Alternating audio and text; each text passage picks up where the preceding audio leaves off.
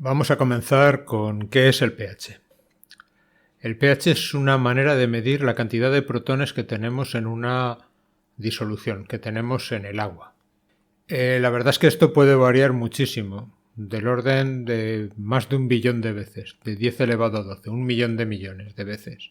Así que resulta útil medirlo en una escala logarítmica. Una escala logarítmica en base 10 es aquella escala que cuando pasamos de unidades a decenas a centenas, en realidad contamos 1, 2, 3, es decir, contamos el número de ceros, por decirlo de alguna manera. De esta manera, entre un pH 6 y un pH 7, la diferencia va a ser de 10 veces.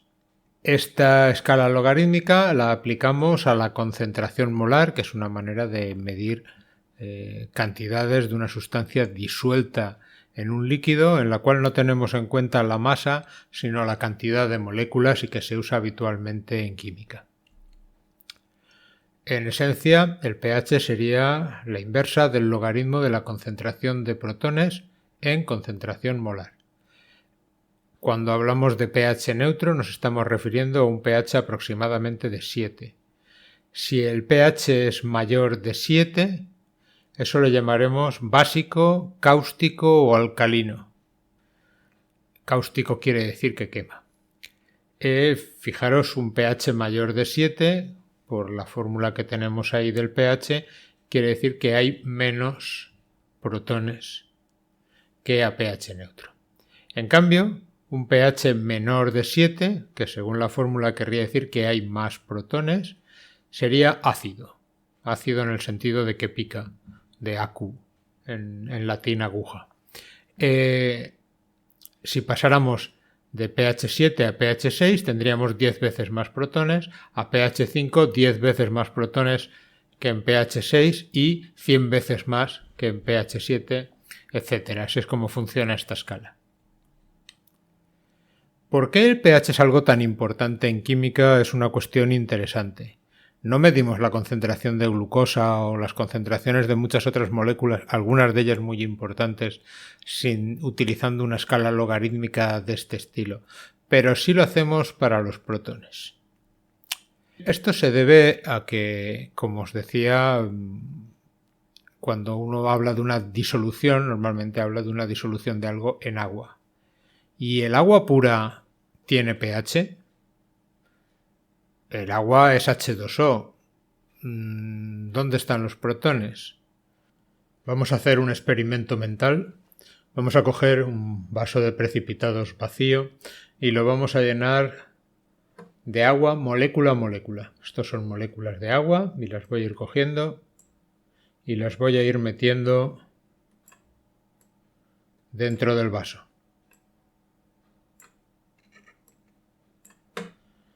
Puesto que solo estoy cogiendo moléculas de agua, estaremos de acuerdo en que dentro del vaso no debería haber ni protones ni grupos OH, ya que solo estoy metiendo agua. Bueno, para meter 1 litro de agua a este ritmo, pues harían falta una cantidad infinita prácticamente de años, ya que la cantidad de moléculas que hay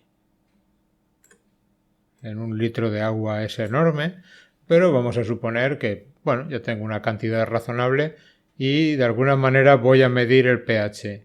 ¿Cuál sería el pH que tengo aquí? ¿Habría pH en este agua? En realidad sí, seguiríamos teniendo pH igual a 7. Es decir, que sí que habrían aparecido protones. ¿Por qué ocurre esto? Lo que ha ocurrido es que en el vaso de precipitados el agua se ha descompuesto en protones e hidróxilos. Como solo hemos puesto agua, tiene que haber exactamente la misma cantidad de protones que de hidróxilos. Estaría ocurriendo esta reacción de aquí. El agua se descompone en un protón y un grupo OH, o el protón y el hidróxilo se unen y forman de nuevo una molécula de agua. En realidad esto está bastante desplazado y casi todo es agua. Esto está en cantidades mucho más pequeñas. Pero fijaros que si tuviéramos agua pura, como la que hemos hecho cogiendo molécula a molécula, estas dos moléculas deberían estar en la misma cantidad.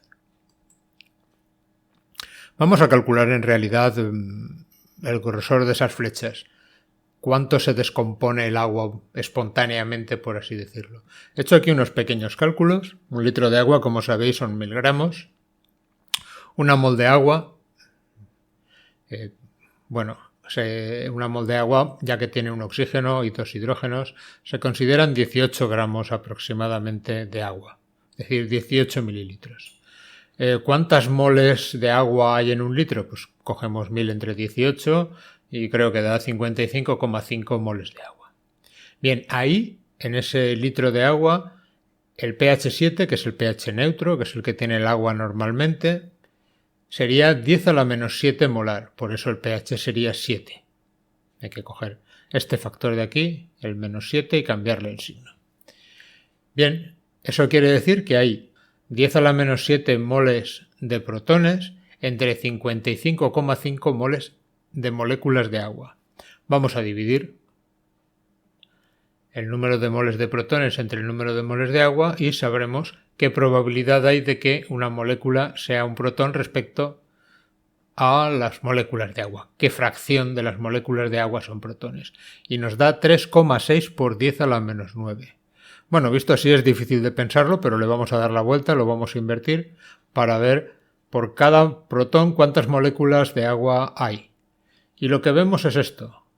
En realidad habría una molécula de agua disociada, es decir, un protón por cada 277.777 moléculas de agua. Es decir, realmente lo que hemos visto antes, que hay un equilibrio entre estas dos cosas, básicamente todo es agua. Nos podríamos pasar 1000 vidas tratando de localizar una molécula de agua que se ha descompuesto.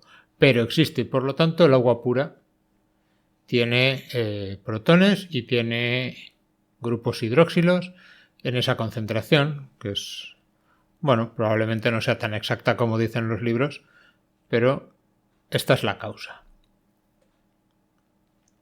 Bien, como ya hemos quedado, obviamente si el agua es pura, la cantidad de protones y de hidroxilos tiene que ser igual. Eso es el pH 7. A veces también se habla del pOH 7, que se define igual.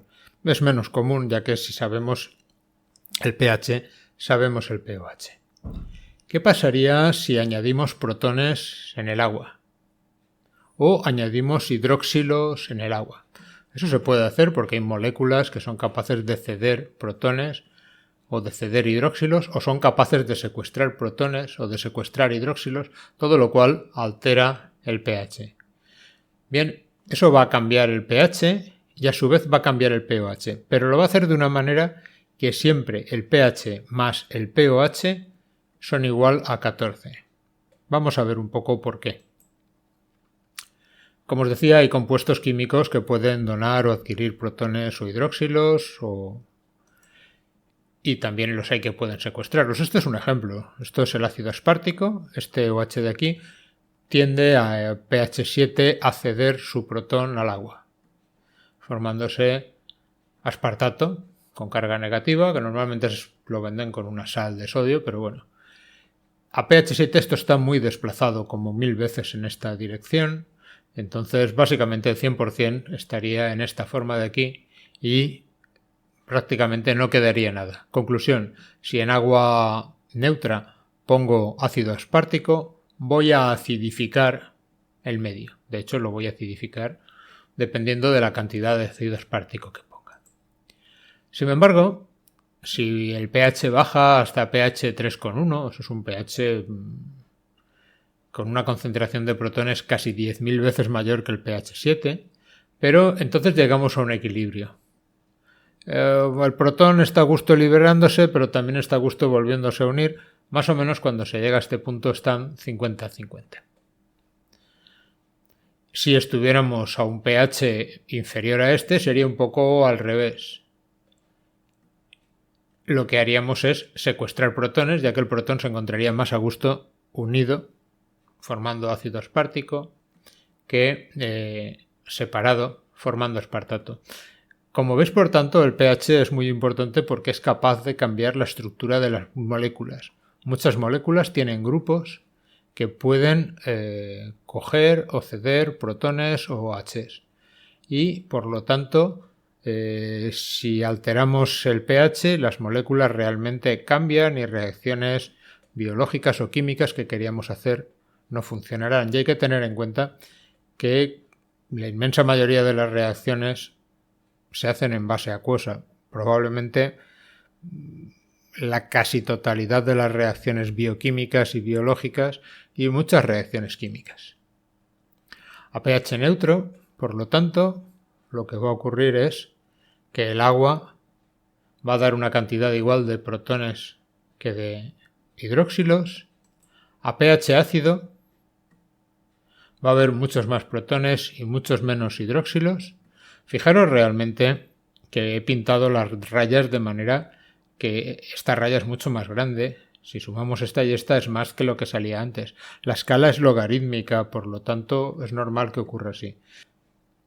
Si subo 10 veces la concentración de protones, por ejemplo paso de pH 7 a pH 6, ¿qué va a ocurrir con la concentración de OHs? Pues que a pH 6 los OHs lo van a tener 10 veces más fácil que a pH 7 para encontrar un protón.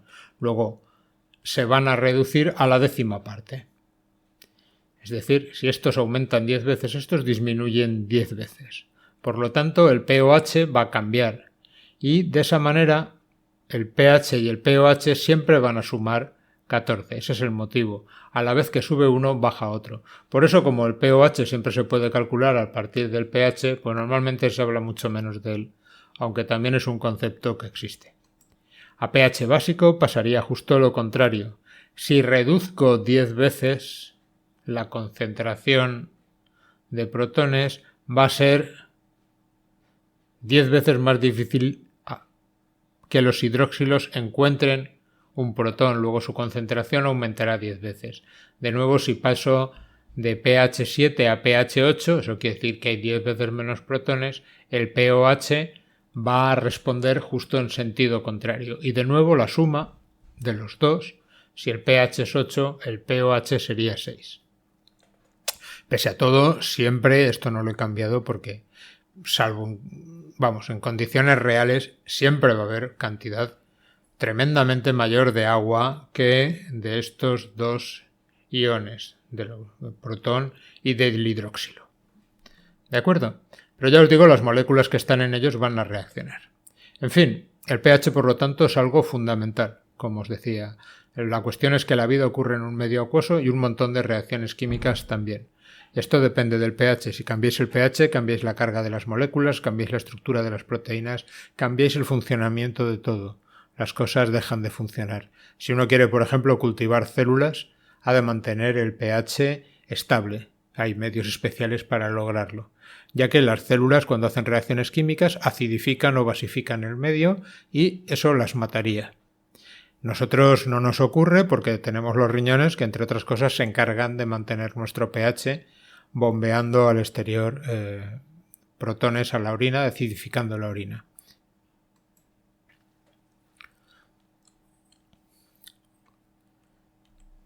Bien, los materiales que vamos a utilizar para realizar esta práctica en realidad son muy sencillos. Como fuente de los colorantes vamos a utilizar col lombarda.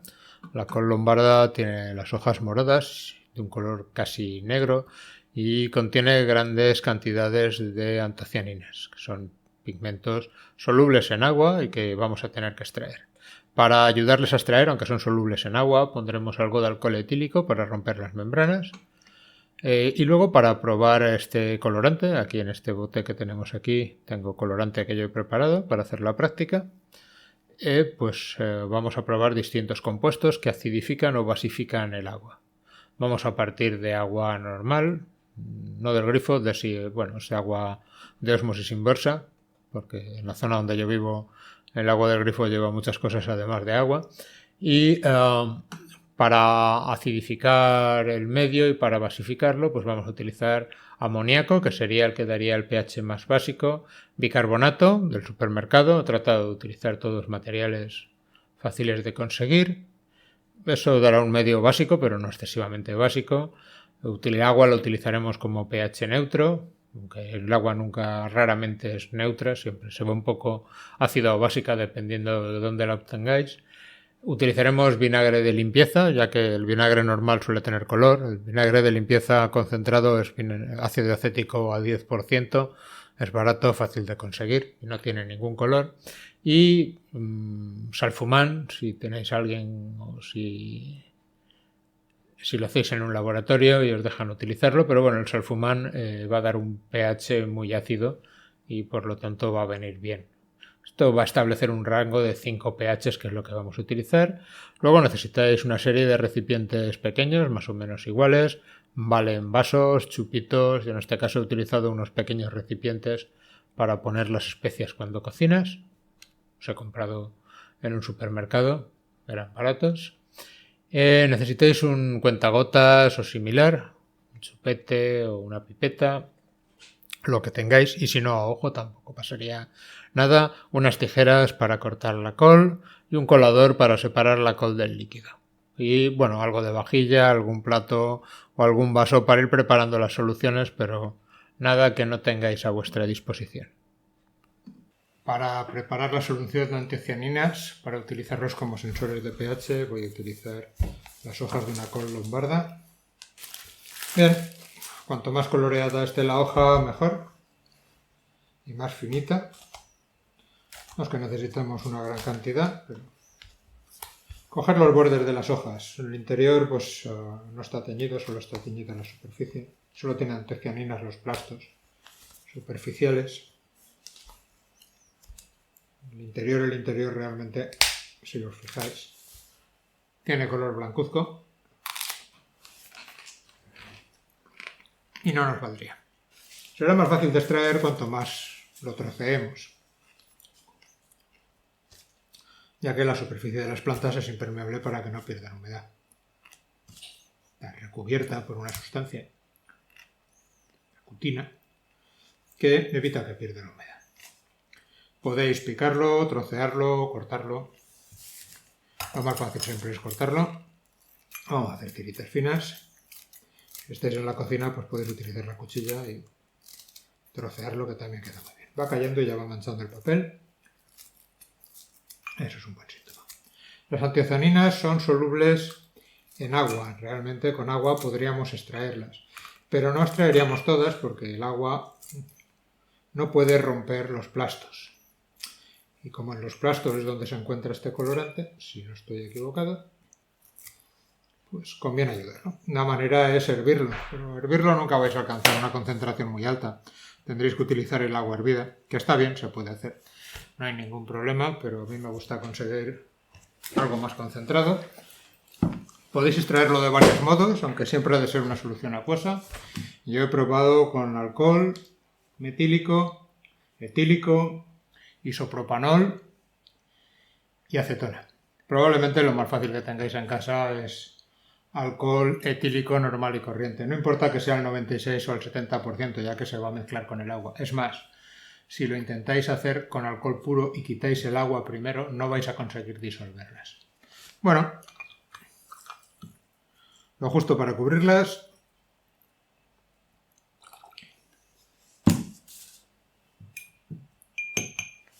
Y enseguida veréis que el alcohol empieza a ponerse coloreado. ¿Qué función está haciendo aquí el alcohol realmente? Si el alcohol realmente no disuelve las antocianinas. No, las antocianinas están disueltas porque hay agua mezclada con el alcohol. Si no, no se disolvería. Pero, como lo que hemos puesto, la col lombarda tiene agua en su composición, lo que está haciendo el alcohol es romper las membranas plasmáticas, las membranas celulares, las membranas de los plastos y las membranas que tienen en su interior este colorante y le están permitiendo salir. Así puedo conseguir unas antocianinas realmente concentradas. Yo ya tengo preparadas una solución de antocianinas, no parece que se haya estropeado con anterioridad, así que puedo utilizar esta, pero realmente Yo lo dejé una noche y la verdad es que salió la col lombarda, había perdido prácticamente toda la coloración y casi toda estaba en el líquido. Incluso después la concentré todavía más por evaporación y la verdad es que se ha mantenido bastante estable. Bien, vamos a ver cómo funcionan estos colorantes como indicadores de pH. Voy a coger, vamos a empezar con 3 vasitos. Voy a poner la misma cantidad de agua destilada. No hace falta que sea agua muy buena, simplemente es para que el pH esté aproximadamente neutro. Tampoco hace falta que lo pongáis exactamente lo mismo, pero bueno, yo voy a intentar que quede lo mismo. No voy a medirlo con una probeta porque creo que son medios que igual no tenéis. Pero como son vasos iguales, voy a llegar hasta la misma raya. Voy a poner de mi extracto de antocianinas que ya tenía preparado la misma cantidad en todos ellos. Y luego probaremos a cambiar el pH utilizando vinagre comercial, bicarbonato o amoníaco. Los aparto y ahora luego los utilizaremos. Vamos, que se vean bien los 3 vasos. Voy a utilizar una pipeta para poner la misma cantidad. Podéis utilizar una jeringuilla o simplemente podéis contar las gotas. ¿Hace falta poner la misma cantidad? No, el color no se afecta, pero sí la intensidad, obviamente. Voy a poner medio mililitro y si hace falta más, pues pondremos más. Eso va a depender de lo concentrado que pongáis el extracto. Este está bastante concentrado, así que fijar qué color más bonito tiene.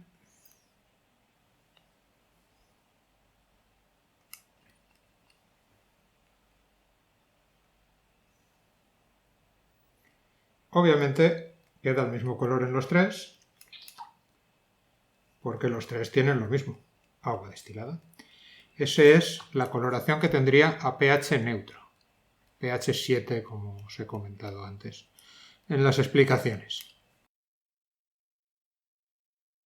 En estos momentos se encuentra todo en la misma forma, pero quiero que cambie de forma cuando cambie el pH. Esto es lo que quiero ver. Es la antocianina, que según cambia el pH, va cambiando el número de OHs que tiene unido a esta parte de la molécula, y eso es lo que va a cambiar el color. No es algo totalmente brusco, puede ir cambiando poco a poco, y así que hay variaciones graduadas del color. Podríamos medir con un pHímetro el pH de cada solución y hacer una tabla de colores respecto a pHs. Tal como lo he puesto, este sería el más ácido, este sería el neutro y este sería el básico. Bien, podemos utilizar vinagre de limpieza. ¿Por qué vinagre de limpieza y no vinagre normal? Funciona con cualquiera de los dos. Pero el vinagre de limpieza es incoloro, por lo tanto no tenemos que complicarnos la vida con la mezcla de colores. Si tenéis vinagre normal, pues vinagre normal. No pasa nada. Voy a poner una gotita, o voy a intentar poner solo una gotita. Bueno, parece que no ha ocurrido nada, pero es porque no se ha mezclado. Voy a agitarlo con esta varilla y mirad cómo cambia el color. Al poner un ácido se ha liberado este grupo OH y solo queda uno y da este color fucsia. No ha quedado muy fucsia, probablemente todavía podría ir más añadiéndole más ácido. Y aquí tenemos la parte que vamos a convertir en más básica. Podemos utilizar bicarbonato o podemos utilizar amoníaco, que es más agresivo. Bueno, podemos empezar por el bicarbonato.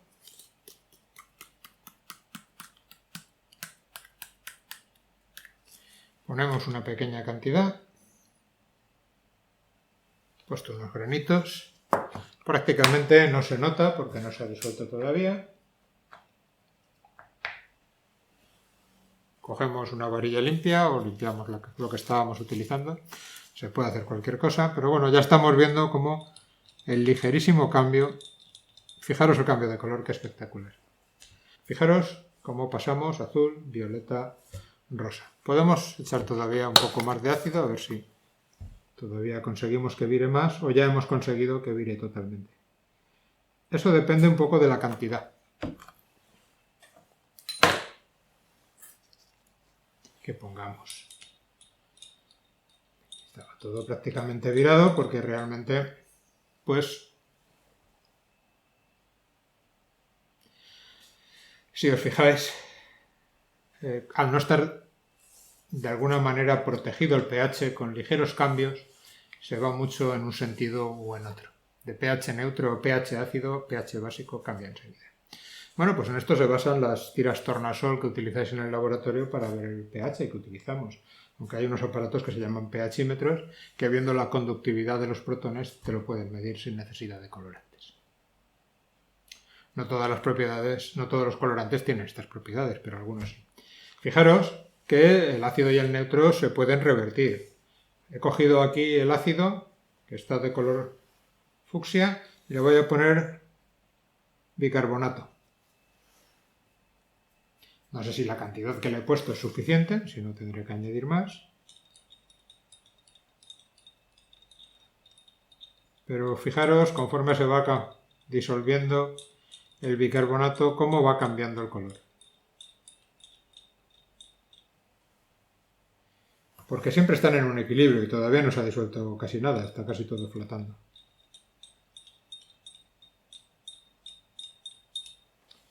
Ahora lo hemos neutralizado. ¿Y qué pasaría si siguiéramos añadiendo más bicarbonato? Pues que acabaría volviéndose azul. De hecho, el bicarbonato y el ácido acético del vinagre reaccionan formando CO2. Vamos a poner un poquito más.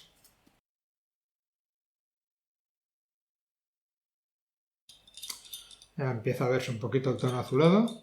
Vamos a dejar que siga reaccionando. ¿Y qué pasaría al revés? Si a la base le añadimos un ácido, lo mismo se neutralizaría. En este caso, como el acético es líquido, va a ser mucho más fácil de observar.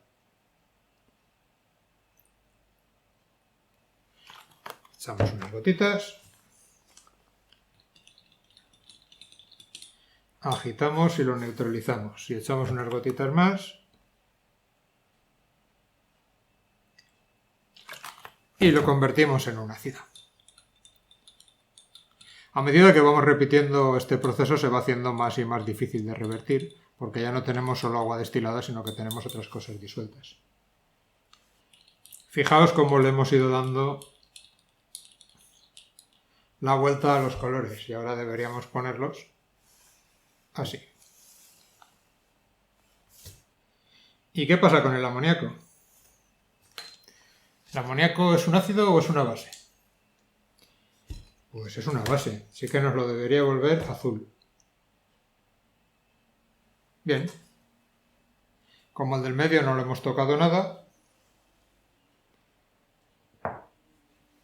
que tenía solo agua, le podemos echar una gota de amoníaco y ver qué pasa. En realidad el amoníaco es una base mucho más fuerte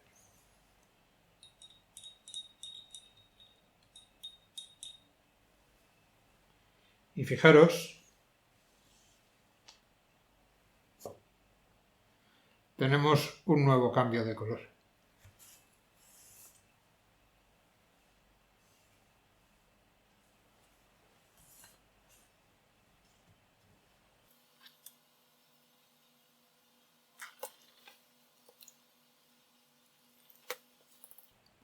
¿Y qué pasaría si cogiéramos ahora y pusiéramos un ácido muy fuerte como ácido clorhídrico?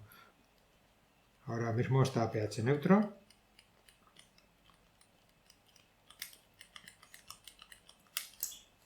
Voy a por un poco de clorhídrico, que vosotros no debéis manejar, aunque sí podéis comprar, Salfumán es clorhídrico. Voy a probar con esta dilución de clorhídrico, está bastante diluido. No quiero meter clorhídrico concentrado. A ver si todavía funciona. Sí.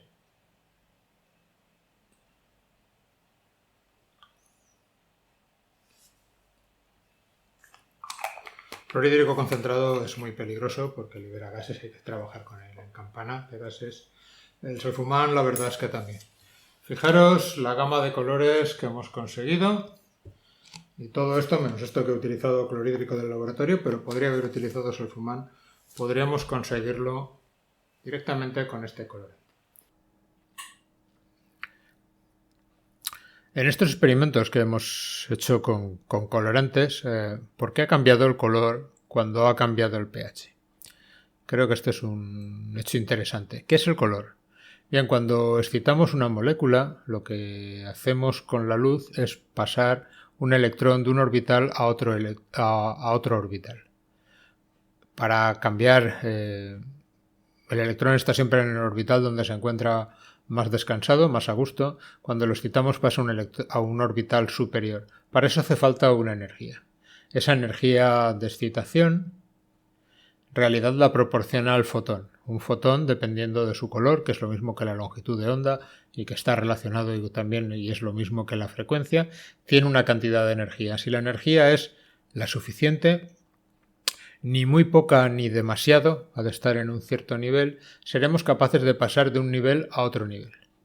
Y por lo tanto, la molécula absorberá luz. En realidad, el color que nosotros vemos no es el que absorbe, es justo el contrario, el que de alguna manera sale, hay que restárselo, pero obviamente tiene que ver con esto, con la absorción.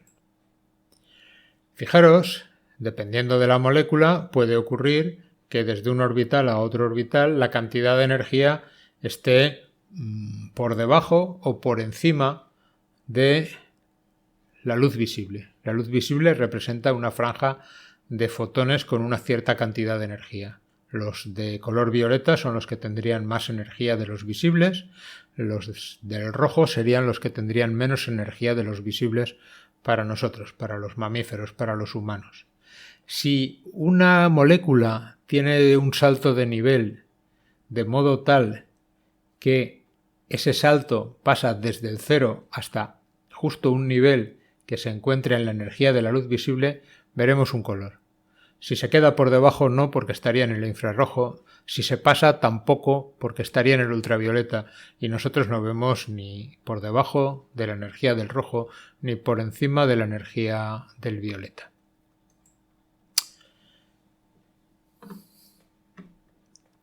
Las estructuras con anillos, como el benceno, realmente, aunque se pueden explicar de varias maneras según comparten sus electrones, el modo que más refleja la realidad es pensar en una nube compartida de electrones. Estos anillos comparten electrones. ¿Qué pasa cuando a una molécula que tiene un anillo aromático de este estilo le añadimos un grupo OH o le añadimos algún grupo nuevo? Bueno, ese nuevo átomo que le hemos añadido tiene también unos electrones que forman ahora parte del anillo. El anillo va cambiando de forma. Aquí está representado con una sola molécula. Las moléculas que nosotros usamos tienen más anillos, pero da igual. La cuestión es que comparten unas nubes de electrones. Ahí los electrones, cuando añadimos nuevas moléculas, pasan a haber más electrones circulando en el mismo circuito. Y eso va a cambiar los niveles de energía de excitación. Y eso es lo que va a cambiar los colores. En nuestro caso, tenemos un pigmento que tiene esta estructura, con estos tres anillos. Estos tres anillos forman esas nubes y fijaros que pueden tener un número de radicales. Bien, estos radicales OH son los que van a cambiar con el pH. Si el pH se vuelve más básico, es decir, hay más OH en el medio, se van a añadir nuevos grupos. Y de esa manera, estas moléculas, estas antocianinas, las moléculas que cambian de color, por lo cierto, se les llama pigmentos halocrómicos, pero bueno, ese nombre no se utiliza mucho.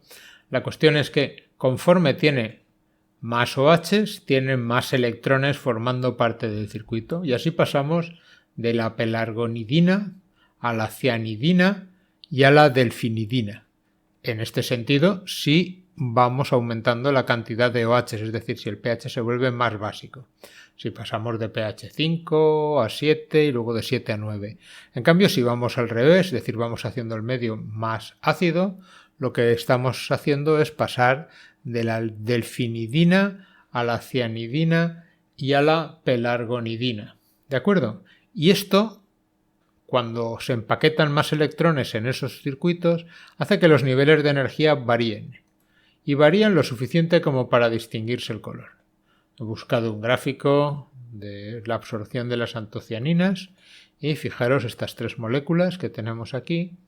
Nos han pintado las curvas de absorción y nos han puesto el color que realmente daría la solución, no el que absorbe, no la longitud de onda de absorción. Fijaros que no es una sola longitud de onda, pero es un pico bastante diferenciado. Fijaros cómo se va desplazando de la pelargonidina a la cianidina y a la delfinidina. Serían esta curva y esta curva. Y esos son los cambios que hemos observado en los experimentos con el color.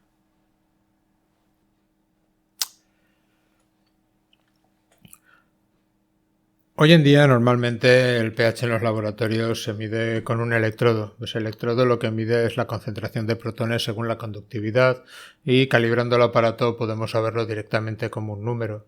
Pero se siguen utilizando y a lo largo de la historia se han utilizado soluciones coloreadas o papeles que llevan estos colorantes. Por ejemplo, he buscado aquí en AliExpress un kit para medir el pH. Este lo que lleva son unas tiras que cuando tú las mojas durante medio segundo en un líquido, pues van a cambiar los colores de 4 cuadraditos que llevan, porque en cada uno de esos cuadraditos hay un colorante. Y ese colorante, dependiendo del pH, va a adquirir una forma u otra forma. Por ejemplo, aquí lo que han utilizado es agua con bicarbonato, un tipo de soda, un tipo de gaseosa. Y podemos ver cómo han quedado esos 4 colores. Si os fijáis, eso viene a dar un pH entre 8,5 y 9. Es a lo que corresponderían estos colores.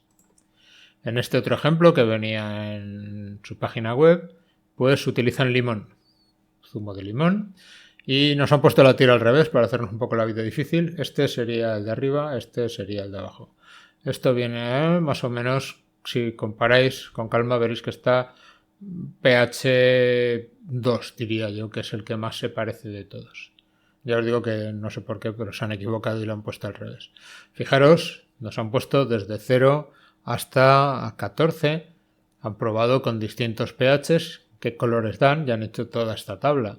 Y bueno, aunque dos juntos se parecen bastante, fijaros cómo van variando si utilizamos los 4 colores. Aquí tenemos agua pura. Y bueno, ya os digo, el agua pura nunca va a salir como pH 7. Esta más bien tiene aspecto, yo diría, de 6,5, entre 6,5 y 7. Ligeramente ácida, bueno, eso es bastante normal. Estas tiras pues se siguen utilizando hoy en día si no queréis utilizar aparatos muy complejos, por ejemplo, pues para medir el pH del agua de la piscina o el pH de la orina en ciertos tratamientos médicos o cosas de ese estilo. Y bueno, también se pueden utilizar soluciones como las que hemos preparado nosotros en la práctica, pero obviamente resulta más engorroso guardar una solución disuelta en agua que guardar unas tiras que están secas. Lo que han hecho aquí es unir de alguna manera pigmentos de este estilo a la tira. El pigmento que nosotros hemos utilizado lo que tiene de especial es que, como veis, no cambia solo de uno a otro, aquí tenéis 2 fases, sino que realmente hay 3 coloraciones distintas, así que resultaba bastante versátil para la práctica.